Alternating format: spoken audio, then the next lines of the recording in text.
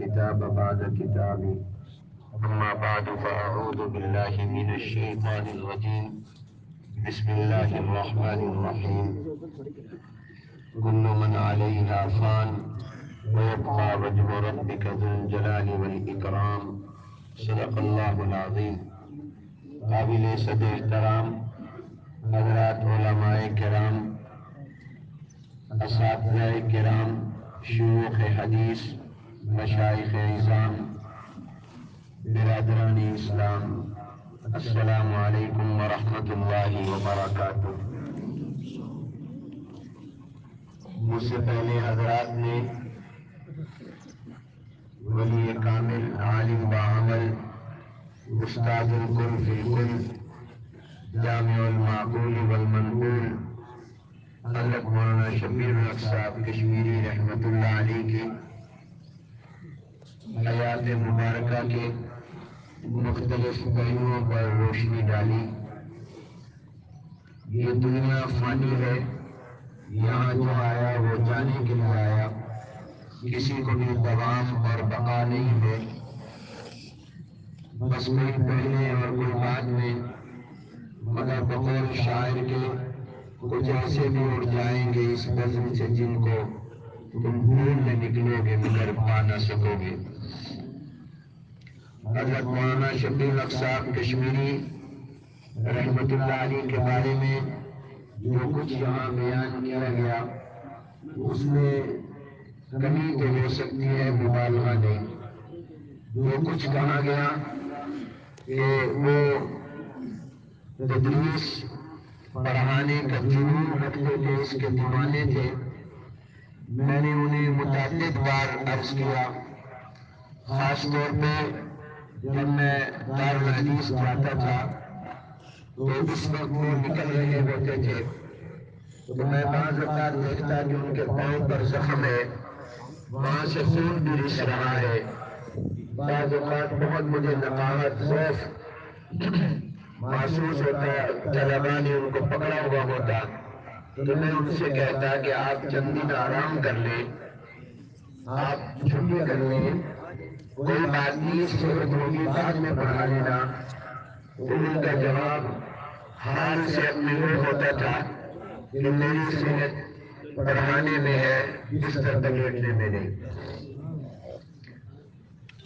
وہ دیوانے تھے اور آپ نے سنا ابھی کہ معمولی بات نہیں ہوتی، آپ اور میں اسی وقت تشہد کی حالت میں دو زانو 10 منٹ سے زیادہ نہیں بیٹھ سکتے، وہ 3 گھنٹے حدیث کے ادب کی وجہ سے دو زانو حالت تشہد کی طرح پڑھاتے تھے۔ اتنا ان کے دل میں حدیث کا ادب، حضور علیہ السلام کی حدیث کا احترام تھا، اور کتابیں زبانی یاد تھی۔ ہمارے استاد حضرت مولانا محمد صدیق صاحب رحمۃ اللہ علیہ نے الخیر الساری کے نام سے، جو ہمارے جد امجد حضرت مولانا خیر محمد صاحب رحمۃ اللہ علیہ کی بخاری شریف کی تقریر کو مرتب فرمایا، شائع کیا اور ہو رہی ہے، تو وہ نظر ثانی کے لیے حضرت مولانا مرحوم کو دیتے تھے۔ تو ایک دن مجھے فرمایا کہ میں حیران ہوں کہ ان کا حافظہ بہت ہے اور ان کو کتابوں کا اور علوم کا اور مسائل کا استحضار بہت ہے، کبھی کسی کی غیبت نہ کی نہ سنی، اور تحافظ انتصاری۔ آج مجھ سمیت ہر ایک اپنے آپ کو شیخ الحدیث لکھتا اور کہتا ہے اور اپنے قلم سے لکھتا ہے، اور اگر اس کو شیخ الحدیث نہ کہا جائے تو اس کی طبیعت پر گرانی بھی ہوتی ہے۔ حالانکہ یہ حقیقت میں شیخ الحدیث تھے جو اپنے آپ کو کبھی بھی یہ پسند نہیں کرتے تھے کہ مجھے کوئی شیخ الحدیث کہے۔ خادم الحدیث کہلانا اپنے آپ کو پسند کرتے تھے۔ آج بدقسمتی ہے ہمارے اندر وجود کدھر ریاکاری آ گئی، جنہوں نے دوسروں کی اصلاح کرنی ہے وہ خود محتاج اصلاح ہے، مجھ سمیت ہم سب محتاج اصلاح ہے۔ لوگ تو یہ چلے جا رہے ہیں، یہ اٹھتے جا رہے ہیں۔ آج ہم چھپتے ہیں، یہ چھپتے تھے، یہ چھپنے کا دور آ گیا، یہ چھپنے کا دور تھا۔ اللہ ہمیں بھی، انہوں نے اپنے آپ کو چھپایا اور اتنا چھپایا کہ آپ جانتے نہیں جو کہاں کیا ولی ہے کامل، اس میں کوئی مبالغہ نہیں ہے۔ اور جو میں نے کہا شیخ الحدیث مبالغہ نہیں ہے، ہم شیخ الحدیث کہلانے کے حق نہیں رکھتے۔ اور میں درخواست کروں گا کہ آج کے بعد کم از کم مجھے تو کوئی شیخ الحدیث نہ کہا کرے۔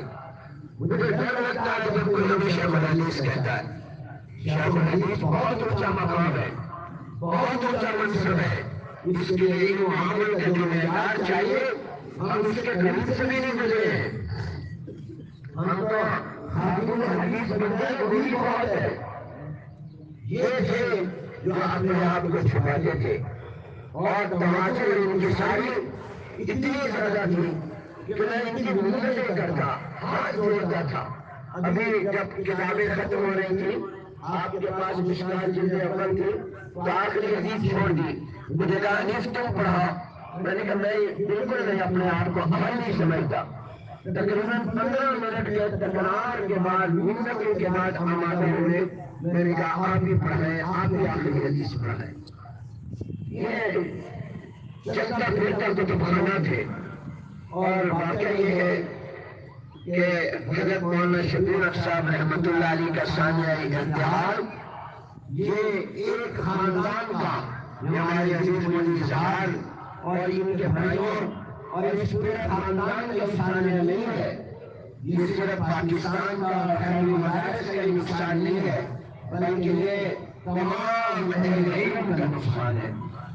یہ دراصل جنازہ جو ہم آئے ہیں، یہ علم کا جنازہ ہے۔ یہ علم کیا ہے، یہ عمل کیا ہے، یہ تقویٰ کیا ہے۔ میرے دادا حضرت مولانا خیر محمد صاحب رحمۃ اللہ علیہ جب فوت ہوئے تو حضرت بنوری رحمۃ اللہ علیہ نے جو تعزیتی خط لکھا، میرے بھائی اور میرے چچا اور تایا مدعوین کے نام وہ اب بھی محفوظ ہے۔ فرمایا مولانا خیر محمد دنیا سے نہیں گئے، علم چلا گیا، عمل چلا گیا، تقویٰ چلا گیا۔ جو علم اللہ نے ان کو دنیا کا ان کے ساتھ چلا گیا، جو عمل اللہ نے ان کو دیا تھا ان کے ساتھ جا رہا ہے، جو تقویٰ اللہ نے ان کو دیا تھا ان کے ساتھ جا رہا ہے۔ ہمیں ان حضرات کی زندگیوں سے سبق حاصل کرنا چاہیے۔ اس مدینہ میں بہت بڑی تعداد مدارس کے اساتذہ کی ہے۔ میرا بطور محتمم ان کے ساتھ تقریباً 37 سال کا وقت گزرا ہے۔ میرا اہتمام 1401 میں ہوا، خیر المدارس کی ذمہ داری 1401 ذی الحجہ میں میرے سپرد کی گئی، اور حضرت مولانا مرحوم کا خیر المدارس میں بطور مدرس تقرر، اس سے پہلے آپ دیگر مدارس میں پڑھاتے رہے۔ ابھی حضرت مولانا رشید احمد صاحب شاہ جمالی دامت برکاتہم، اللہ ان سمیت تمام اکابر بزرگ اور اساتذہ اور جتنے شیوخ حدیث ان کی عمر میں برکت عطا فرمائے۔ بتا رہے تھے کہ جب یہ فارغ ہوئے تو حضرت علامہ مولانا مشرف صاحب کشمیری رحمۃ اللہ علیہ سے میں نے درخواست کی کہ حضرت ہمیں اپنے مدرسہ عطاء العلوم شاہ جمال روہتک ضلع ڈیرہ غازی خان کے لیے استاد چاہیے۔ تو حضرت نے فرمایا مولانا شبیر اخ صاحب کو لے جاؤ۔ اپنے استاد کے کہنے پر یہ وہاں تشریف لے گئے تو انہوں نے فرمایا ہمارے مدرسہ کچا تھا اور وہاں پر سانپ بہت تھے، اور فرمایا کہ جب بھی میں بیت الخلا جاتا ہوں دعا پڑھ کر جاتا ہوں، جو حضور نے دعا فرمائی کہ بیت الخلا میں جاؤ تو یہ دعا پڑھ کر جاؤ، میں وہ دعا پڑھ کر جاتا تھا، وہاں سانپ ہوتا تھا، میں آرام سے گلے حاضر کرتا تھا، اس سانپ کو جرأت نہیں ہوتی تھی کہ میری طرف پڑے۔ فرمایا میں درسگاہ میں مدرسے میں جگہ جگہ سانپ ہوتے تھے، لیکن اللہ کا فضل ہے ڈرے نہیں اور گھبرائے نہیں، کیونکہ جن کا اللہ سے تعلق مضبوط ہوتا ہے ان کو کسی قسم کا، ہمارے وفاق المدارس کی میٹنگ جامعۃ الخیر جوہر ٹاؤن میں ہو رہی تھی، حضرت مفتی محمد رفیع عثمانی صاحب، حضرت مولانا ڈاکٹر عبدالرزاق اسکندر صاحب، ہم سب بیٹھے ہوئے تھے، 10-12 لوگ تھے، خاص میٹنگ تھی۔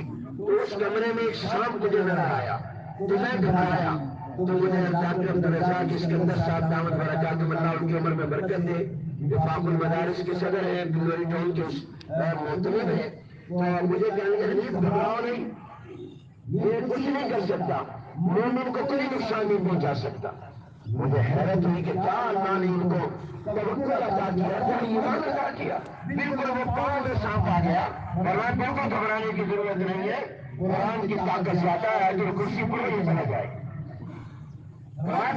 تھا، یہ میرا آنکھوں دیکھا واقعہ ہے۔ چنانچہ حضرت نے ہمیں کہا میں آیت الکرسی پڑھی، پتہ نہیں چلا وہ سانپ کہاں چلا۔ تو اس طرح پر حضرت مولانا شبیر احمد صاحب کشمیری رحمۃ اللہ علیہ ایسے ایمان والے صاحب میری جان اپنے علاقے ہری پور میں ابتدائی تعلیم مظفر آباد کشمیر سے تعلق تھا، ابتدائی تعلیم وہاں حاصل کی، پھر ایک عرصے تک ہری پور میں پڑھتے رہے اور پھر دورہ حدیث جامعہ اشرفیہ لاہور میں کیا۔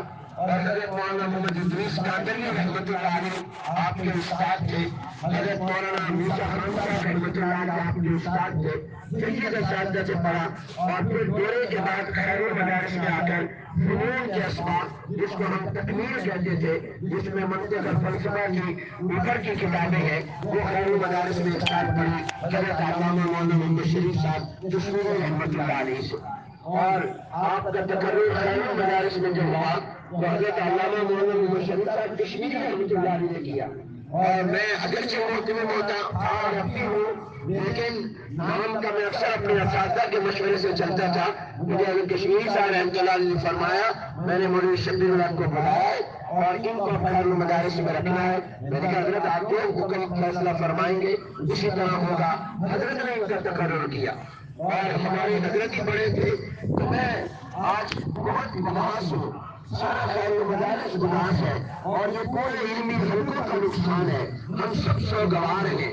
اس لیے میرے دوستر بھائیوں، ہمارے لیے تو یہ عام الحسن ہے، اس لیے کہ جیسے آپ نے سنا شروع میں حضرت مولانا منصور احمد صاحب رحمۃ اللہ علیہ کا انتقال ہوا، جب 2 ماہ کے بعد حضرت مولانا شیر محمد صاحب اللہ کو پیارے ہو گئے اور سال کے آخر میں یہ عظیم استاد دنیا سے رحلت فرما گئے، انا للہ و انا الیہ راجعون۔ اور خیر المدارس کے لیے یہ عام الحسن ہے، یہ غم کا سال ہے کہ ایک بات نہیں کرے اور یہ قرب قیامت کی نشانی ہے۔ اس عرصے میں 2 سال میں پوری دنیا سے بڑے بڑے اہل علم چلے گئے۔ حضور علیہ السلام نے فرمایا کہ قیامت کے قریب اللہ علم کو اٹھائیں گے اور علم کو اٹھانے کی صورت یہ نہیں ہوگی کہ اللہ سینوں سے علم نکال لے، بلکہ اللہ علماء کو اٹھا لیں گے۔ یہ یقین بات نہیں کرے جو علماء جا رہے ہیں، یہ قرب قیامت کی نشانی ہے۔ مجھے اور آپ کو اللہ کی طرف رجوع کرنا چاہیے اور میرے آپ سے یہ درخواست ہوگی کہ آپ حضرات اپنی دعاؤں میں ہم سب کو یاد رکھیں، جو ہمارے اکابر علماء موجود ہیں ان کی درازی عمر کے لیے دعا کریں۔ عمر کی درازی کی دعا کرنا بھی حضور علیہ السلام کی ثابت ہے۔ آپ حضرات نے سنا ہے اور آپ نے بتایا، بیان کیا ہے کہ جب رجب کا چاند نظر آتا تو حضور علیہ السلام نے دعا فرماتے تھے کہ اللہ ہمارے رجب کے مہینے اور شعبان کے مہینے میں برکت عطا فرما، ان دونوں کو بابرکت بنا دے اور ہمیں رمضان تک پہنچا دے۔ گویا حضور علیہ السلام اللہ سے عمر مانگ رہے ہیں کہ اللہ اتنی زندگی دے کہ ہمیں رمضان ملے۔ تو معلوم ہے کہ عمر کی درازی کی دعا کرنا یہ جناب نبی کریم صلی اللہ علیہ وسلم سے ثابت ہے۔ ہم سب کو چاہیے کہ ہم اپنے اکابر کے لیے، صلحاء کے لیے، علماء کے لیے اور نام لے کر نہ ہو تو ویسے دعا ضرور کیا کریں کہ اللہ ان کا سایہ ہمارے سروں پر تاج قائم و دائم رکھے، ہمارے اساتذہ کا سایہ اللہ ہمارے سروں پر تاج قائم و دائم رکھے۔ آپ پورے ملک سے آئے، کونے کونے سے آئے، میں آپ کو شکر گزار ہوں۔ آپ نے محبت کا اظہار کیا، ملتان انتظامیہ کے شکر گزار ہوں، انہوں نے یہ سہولتیں مہیا کی۔ اور ایک آخر میں 2 باتیں بڑی اہم آپ سے کرنا چاہتا ہوں۔ پہلی بات میں یہ عرض کرنا چاہتا ہوں خیر المدارس کے حوالے سے کہ اس میں بہت بڑی تعداد خیر المدارس کے فرزندان کی اور ابناء کی بھی ہے، اور پھر ویسے بھی ہم سب مدارس مشترک ہیں، ایک برادری ہے۔ تو جو خیر المدارس سے خاص طور پر وابستہ ہے ان سے میرا خاص طور پر یہ درخواست ہے کہ وہ یہی موقع اور اس کے بعد ہی پتہ چلتا ہے وفا کا کہ کتنی وفا ہے، لہٰذا جن جن حضرات کا خیر المدارس سے تعلق ہے وہ اپنے اس تعلق کو اپنے مضبوط کرے، مستحکم کرے، بلکہ ان بڑوں کے جانے کے بعد ذمہ داری چھوٹوں کی زیادہ بڑھ گئی ہے کہ وہ اپنے خیر المدارس کے ساتھ اپنے شاگردوں کے تلمذ کا تعلق، اپنے خیر المدارس کے سے فیضیاب ہونے کا تعلق، اور خیر المدارس کے ساتھ دعاؤں کا تعلق، اور اپنے آنے اور جانے کا تعلق ہو، پہلے سے زیادہ مضبوط کریں۔ ہمیں آپ کی دعاؤں کی اور توجہات کی اور تعاون کی پہلے سے زیادہ ضرورت ہے۔ اس لیے آپ حضرات اس کی طرف خصوصی طور پر آپ سے میری درخواست ہے کہ آپ خیر المدارس سے اپنا دعاؤں کا بھی اور عملی تعلق بھی باقی رکھیں۔ دو باتیں میں آپ سے وفاق المدارس کی مجلس عاملہ کے حالیہ اجلاس کے حوالے سے کرنا چاہتا ہوں۔ اس اجتماع سے فائدہ اٹھانے کے لیے مجھے کراچی سے، پشاور اور کوئٹہ سے، ڈویژن مظفرآباد تک کی بہت بڑی تعداد علماء کی اور رہنماء مدارس کی یہاں آئی ہوئی ہے۔ وہی یہ وفاق مجلس عاملہ کا جو حالیہ اجلاس جو ابھی 2-3 دن پہلے کراچی میں دارالعلوم میں ہوا ہے، جس کی صدارت حضرت مولانا محمد انوار الحق صاحب نائب صدر وفاق نے کی، شیخ الاسلام حضرت مولانا مفتی محمد تقی عثمانی صاحب دامت برکاتہ کی 2 دن تک اس اجلاس میں موجود رہے۔ اس اجلاس میں جو اہم باتیں طے ہوئی ہیں، ان میں ایک بات یہ طے ہوئی ہے کہ اب جس طرح پر شدت و اہتمام کے ساتھ مدارس میں ختم بخاری کے اجتماعات ہوتے شروع ہو گئے ہیں، اور جس انداز سے اس کی تشکیل شروع ہو گئی ہے، یہ آگے چل کر کہیں بدعت کا رنگ اختیار نہ کر لے۔ اس لیے درخواست کی جائے ارباب مدارس سے اور اپیل کی جائے کہ وہ اپنے اس سلسلے پر نظر ثانی فرمائیں، اس پر غور فرمائیں، تصویر تو ہو گئی بل اتفاق ہے نام شروع میں روکا ہے کوئی اور تھے۔ جی جی کوئی روک گیا تحریرہ پڑھ کے سارے دماغ خالی ہو گئے۔ نام کا تصریح تو نہیں روک نہ تو بریلوی ہے نہ کول خانی تے مدنی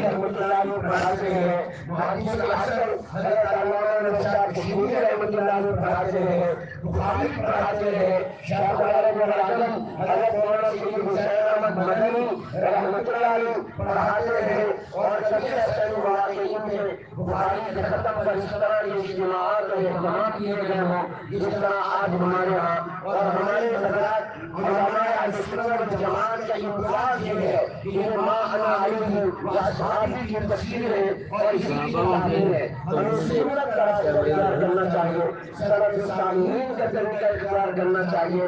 باقی یہ بات ضرور ہے کہ عوام سے ہمارا رابطہ دعوت و تبلیغ کی نیت سے اکابر کے بیانات، اصلاحات کی زیارت، اپنے دور حدیث کے طلباء اور بخاریہ تے نہ کی حوصلہ افزائی، یہ اپنی جگہ ضرورت ایک بندہ ہے، نہیں اور ادارے کی کارکردگی عوام کے کل مفتی سامنے عبداللہ صاحب مثبت فوائد سے انکار نہیں، لیکن اس کے لیے عنوان بتائیے گئے، اس عنوان کو آپ اپنا دعوی تبلیغی اصلاحی مجلس اور جلسے کا نام دیں گے، آپ اس کو دستار سنت کا نام دیں گے، آپ اس کو تسلیم اسرار کا نام دیں گے۔ ان عنوانات سے آپ اپنے اجتماعات کریں، اس پر نظر ثانی فرمائیں۔ وفاق ظاہر ہے کہ آپ کو زبردستی تو نہیں کر رہا، لیکن درخواست کر رہا ہے، آپ سے اپیل کر رہا ہے، کیونکہ مدارس و جامعات اپنے داخلی نظام میں آزاد ہیں، خود مختار ہیں۔ وفاق صرف آپ سے اپیل کر سکتا ہے، یہ پورے ملک کے مجلس عاملہ نے متفقہ طور پر یہ درخواست کی ہے۔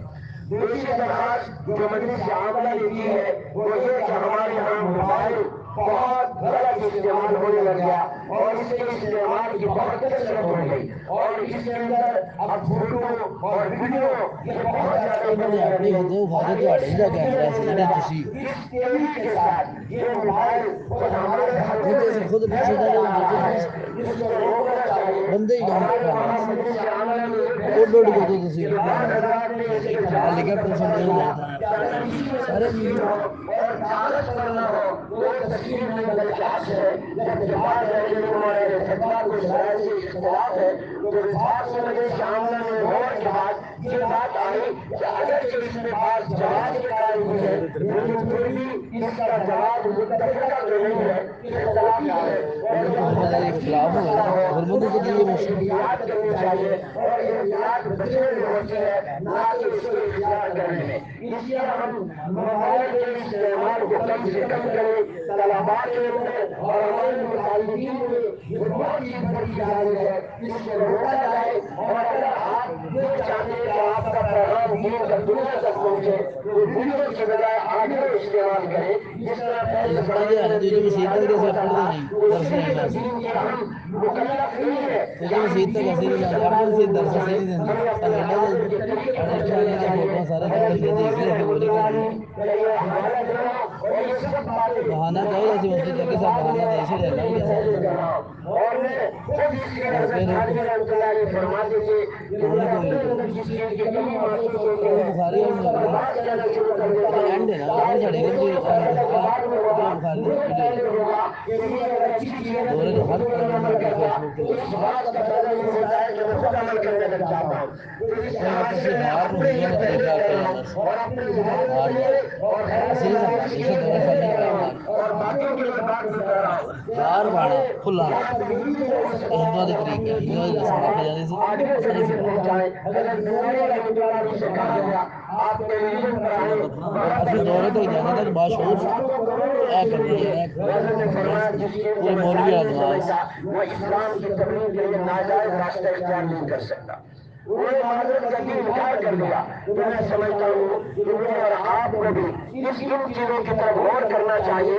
ہم موبائل کا استعمال کم کریں. اور پھر یہ بات ایک اس وجہ سے یہ اختلافی ہے. دوسری بات یہ ہے کہ دیکھیں جائز بھی ہے اگر بات کے نزدیک تب بھی مسجد کا تقدس مسجد کا احترام مدرسے کا تقدس مدرسے کا احترام جہاں اس کے احترام کا تقاضا یہ ہے جائز بار بار اپنی لوڑ بچے.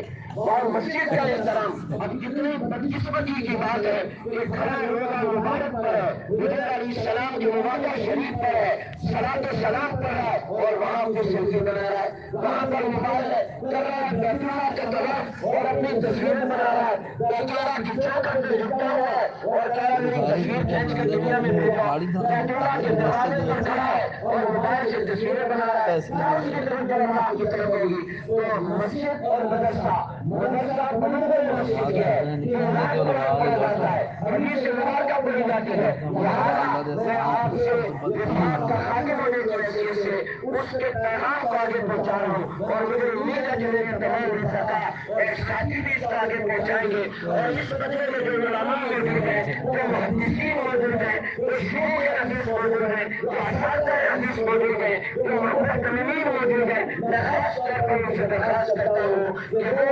اپنی اپنی بصارت کے مطابق اس پیغام کو عام بھی کریں اور اس پر اپنا کردار بھی ادا کریں. مجھے امید ہے کہ آپ بات کریں گے جو آپ فرماتے ہیں وہ کریں گے. ذرا آپ بلند کریں آپ اس کے لیے کہاں ہو جائے مدرسے کا تقدس اس کا تقاضا یہ ہے کہ ہم ان کی معلوم کریں تاکہ میں آپ کے استعمال مولانا بشیر صاحب کو ہے ہی کوئی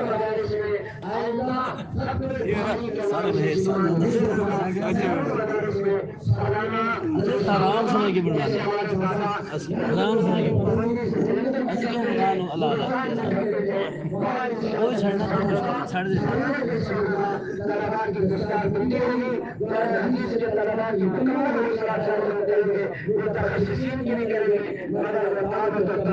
اور اصلاح امت کے عنوان سے ہوگا وہ دستار فضیلت کے عنوان سے ہوگا. ختم بخاری کا اجتماع نہیں ہوگا.